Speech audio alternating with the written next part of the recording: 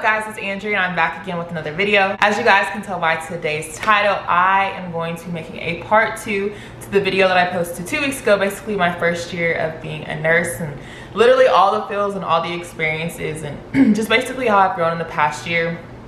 Here's the part 2. Now I do want to say, please do not mind me. I did not even attempt to like put it together here, I guess you could say, for myself. It's literally 5 o'clock in the morning right now. You guys can tell like the window right there. It's still dark outside.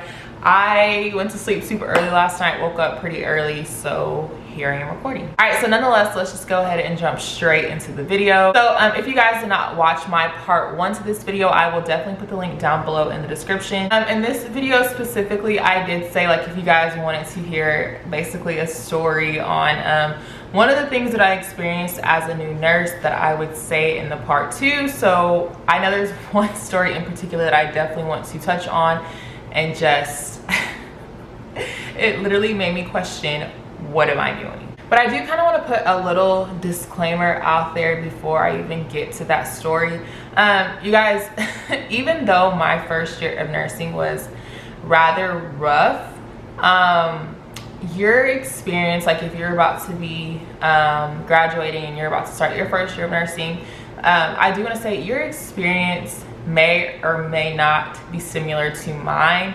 I feel like, and I've said this from the beginning, even with nursing school in general, your experience can be totally opposite from mine. It could be better, it could be worse. Of course, I mean, I feel like this is obvious. Everybody's experience is going to be different. That's just that. There are a lot of outside factors that could have an effect on your experience. For example, your mental health being number 1. Just how you stand as a person, where you're at in life, if you're at a teaching hospital, if you're not at a teaching hospital, are you starting in a residency program? Like I said, there is just a number of things that could definitely have an effect on your first year of nursing experience. So I definitely want you guys to keep that in mind, because I did see and I hear a lot of you guys saying a lot of the times, you're afraid of your first year of nursing. I want to say go in optimistic, have an open mind. Just because you hear my stories or somebody else's stories, or you hear how it went for me, doesn't mean it's going to be the same for you. But I tell my stories and I share my experiences and I say what I went through and what I'm having to do now, because I want you guys to know that, you know, it's not perfect. I'm not perfect. Things happen. You learn and you move on. Okay, so the story in particular that I want to talk about is basically the first time that I had a quote unquote, literally quote unquote, bad baby, as far as like the baby came out bad, meaning basically was just in like respiratory distress. So as you guys know, I am a NICU nurse, and when I first started my job, we were like delivery transition nurses and we were NICU nurses as well. So basically when I say delivery and transition, we were the nurses that we were going to our deliveries, which whether it was a vaginal or a C-section, and whether it was a term baby or not term baby, we were going to all of the deliveries. So as you guys know, my orientation was 6 months long. So for my first like 3 months I did my first 2 months I did specifically like deliveries. The following 2 months I did specifically NICU, and then the last 2 months I did both of them, because obviously that's what we were doing at the time. Everybody basically just wanted me to be acclimated to both. Like at the time we were coming into work and you would find out that day like, okay, hey, you're gonna do transition all day or you're going to do NICU. So that's kind of how they wanted to set up my last 2 months of orientation, so that way I could be prepared for when I was on my own. So this specific day, because this is, this was on nights.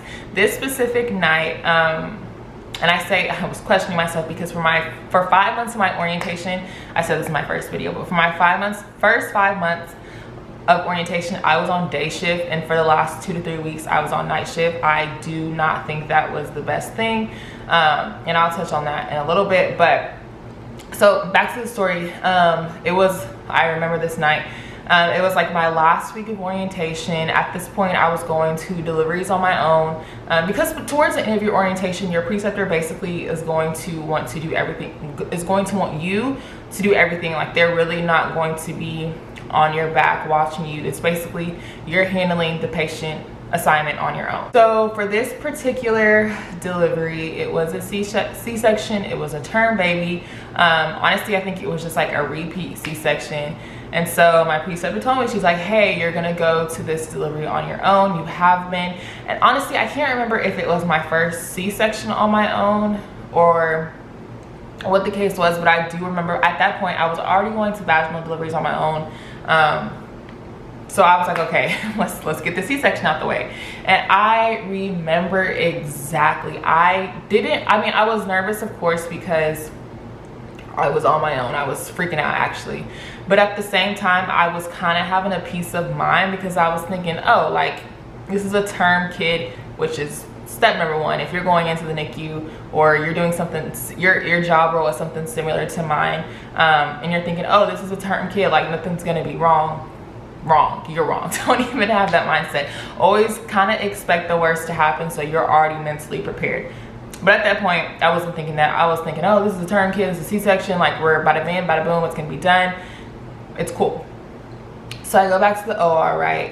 And it's just me, circulating nurse, like basically the whole team that requires a C-section to be done. So I'm there patiently waiting, and if you've seen, C-sections before, it kind of takes a minute to actually get to the uterus and get the baby out. So as I'm sitting there waiting, I'm thinking and I'm praying, I'm like, okay, this is a term kid, it's gonna be okay, it's gonna come out good. You guys, so we get to the point to where the OB pulls out the infant or the newborn, and basically at that point what happens is the OB hands you the baby. So baby comes out, not crying, super blue, super limp, and I immediately go into panic mode. It's honestly a feeling that's super unexplainable because, again, I was on my own. And to be honest, I think this was the first not so great baby newborn that I kind of had on my own. So OB passed me the baby. I go over to the warmer, and if you're familiar with NRP, you know the initial steps. So if I didn't know anything else, I knew to do my initial steps of drying, stimulating, and all of that. So I was doing that, but at the same time my heart was pounding, my mind was racing, I was freaking out, and I was just like, oh, like I was so, it's like I can really vividly like see the whole thing like play out in my head. And so we have little SpectraLink phones that we carry around, so where like if you need to call for help or if you need to get a hold of really anybody, you just call their extension and it rings straight to the phone. So for us, if at any point in time we feel like we need someone else to assist us, or if we feel like we need the nurse practitioner to come, that's when we pick up our phone and we call. And so I think like the L&D nurse saw that this baby was not great, not looking good. Even after the initial steps, she saw that there was no improvement. And so, and of course they knew I was new, so they were like, is there anything you need me to do? And I was like, please call the nurse practitioner. And so nurse practitioner was called, and I honestly, at this point, by that point in time, I was already given the baby CPAP. And again, if you're familiar with NRP, you know where I was at with the CPAP. So I was given the baby CPAP at that point, and yeah, no, there was really no improvement whatsoever. And so NP was called, NP came in, and shortly, and so when our nurse practitioners come in, and I feel like this is for anybody across the board, when they come into a delivery with the bad baby, they immediately want the background information, like anything about the mom, significant, what's the gestational age for the baby, all the above. And so I could barely even get that information out because I was just freaking out so bad. The kid was still looking not good. And so shortly behind her, my preceptor comes in, and at that point, I'm not even gonna lie to you guys, I was like shaking and trembling because I was like, this is so bad. Like, I don't like this feeling. This is not fun to me. I don't like this. I don't see how people do this for a living. And so once the nurse practitioner was there and then my preceptor was bedside, I am not even gonna lie to y'all, I felt the tears coming. My heart was racing. I was just feeling super, super, super uncomfortable. And at that point, once I saw that, you know, they had care of the baby, they were getting it done, I felt like I needed to step away. So I looked at my preceptor and I was like, I need to step out. She's like, okay, go ahead. So I went, the way that our OR is set up, our locker room is like literally right around the corner.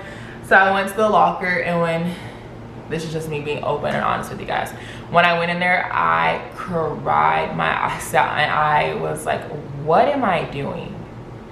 What am I doing? What was that? Like that, I don't even know if it was an adrenaline. That, I don't even know. I don't think that was adrenaline, the feeling that I was feeling.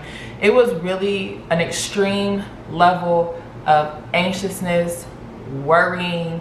Like I was on 10, and like my heart was racing so bad, and I just hated the feeling. And so I was crying. I was like, okay, I need to get it together. Like I can talk to my preceptor about this when everything's settled down, you know, because this is bad. So I go back into the OR, and basically at this point, baby is stabilized but still needing CPAP. So of course that baby ended up getting admitted to our NICU. And so once everything was settled in, of course you got the baby admitted and stuff, I talked to my preceptor, I talked to the nurse practitioner, because I mean, I feel like when I came back to the OR, they could tell that my eyes are probably puffy. I probably looked like I was crying.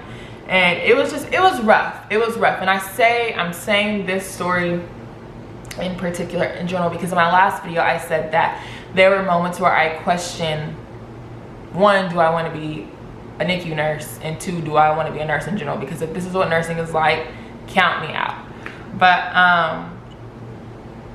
that's just one event in particular. And I can say in those moments where you're going through stuff like that, it sucks. It absolutely sucks. It's super uncomfortable. But then now that I'm at where I am now, and I've seen a few things, I definitely haven't seen it all, but I've seen a few things, I now know that in order to grow, you have to be uncomfortable. You are not going to grow in a state of being comforted, you know? So those moments, those sucky moments is how you become a greater nurse. It's just how you learn. So that is one story. And so I do want to touch on how I said, okay, I can't remember if I said this in my first video, about how my first 5 months of my 6 months of orientation were on day shift. And I get it. I totally get it. You know, day shift tends to see more, it's a little bit more fast paced than night shift.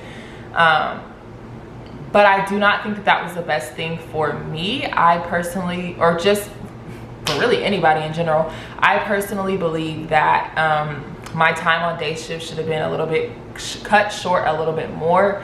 And I really do think that I should have spent more time on night shift, simply because I was so acclimated and comfortable with the day shift team on all units, and I was so comfortable having a normal schedule that when I went to night shift for my last 2 weeks, that's when my mental health plummeted. I honestly feel like, because I feel like there was so much stuff that I was trying to balance at one time. I had personal life issues going on. I had myself trying to adjust to night shift. I was trying to adjust to being on my own. I was trying to adjust to basically all new coworkers that I never really talked to these people besides giving shift reports. So it was just an extreme change for me that I just did not do well with. The reason why I say I bring up like the team that I work with, my coworkers, is because honestly, as a new nurse, that's something that's super important. The people that you work with and that you have to go to, they're actually key. It's important. So I feel like if you are at a teaching hospital, like, you're set, you're good. But if you're at a hospital that they just so happen to need a new nurse, and they kind of got you in there, everybody that you're working with may not be comfortable, quote unquote comfortable, with having a new nurse and having to teach somebody else, you know? So when I'm talking about coworkers, because when I started to work night shift, there was, how can I put this? There was just one coworker in particular that this is me being so honest, that I had to kind of get really adjusted to. I think our personalities were kind of clashing, and that made it hard for me to come into work and be comfortable and ask for help. And a lot of times I was working with this coworker in general, and so that was another thing that like added to my stress. Like, oh snap, like I'm about to have to come into work and I'm working with this coworker, and it's like we kind of, not saying that we don't get along or we were arguing, but it was just like really uncomfortable for me to have to go to this specific person and seek help. So I think it is really important. And the thing is too, I think I said this in my last video, when I went from day shift to night shift, my preceptor came with me, but my preceptor is a day shift nurse. So that kind of like, that kind of hurt me in the moment. I was super happy about it, but I feel like that really did hurt me because I was so used to my backbone. My preceptor was my backbone, that when she left me, I felt like that hit me really, really hard.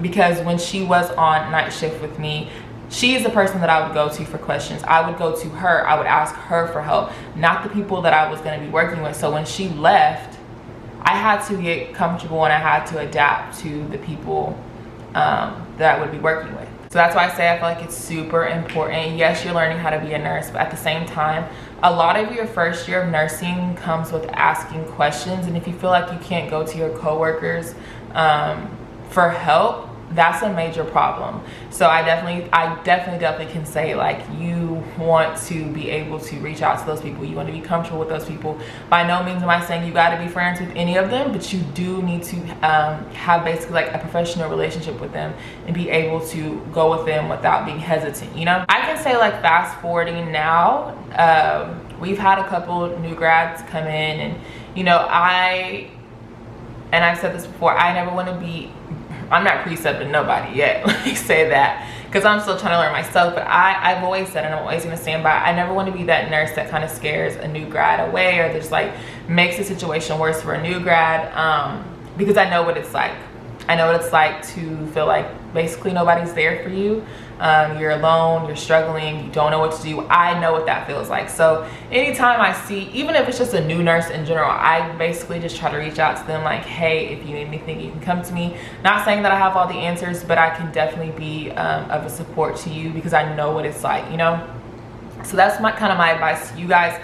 If you're already a nurse and maybe you're a little bit more seasoned than I am, just kind of remember that it kind of sucks being a new nurse, and you guys know that. It sucks to be the new nurse on the unit. It sucks, especially when you're a new grad nurse and you're just trying to learn how to be a nurse in general. It's a lot. It was a lot for me, let me just say that. So definitely be that nurse that you needed when you were a new grad nurse. The last thing that I kind of want to touch on is, so I told you guys, when I was struggling really bad, I went to my manager for a lot of things. Not saying that I regret any of that, but I kind of wish I would have waited just a little bit longer. I kind of wish I would have weathered out the storms a little bit more versus going to her every time I was having like a breakdown. Just because I kind of feel like it made my manager think, oh crap, like what am I about to do? Because she sounded like she doesn't want to do this. She doesn't want to be a nurse at all. So I would just kind of say, if you can, try to ride the storm out a little bit. I know it's going to suck in the moment, but just know that it does get better. It does get better.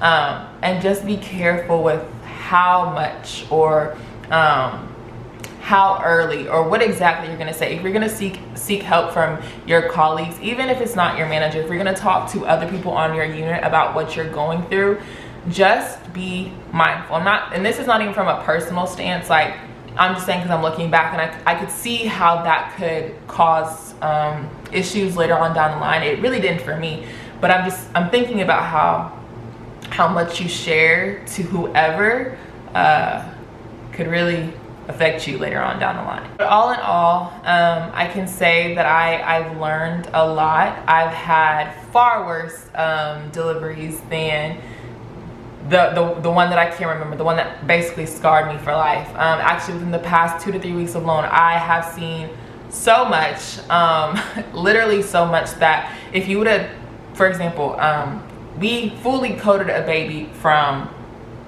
a wee, you know, CPAP to doing chest compressions. I didn't do the chest compressions, but just basically, I've seen far worse than what I thought was the worst. You know what I'm saying? So if you would have gave me something like that in my first month of nursing, my second month of nursing, I would have been pretty freaking scared. I probably would have walked away.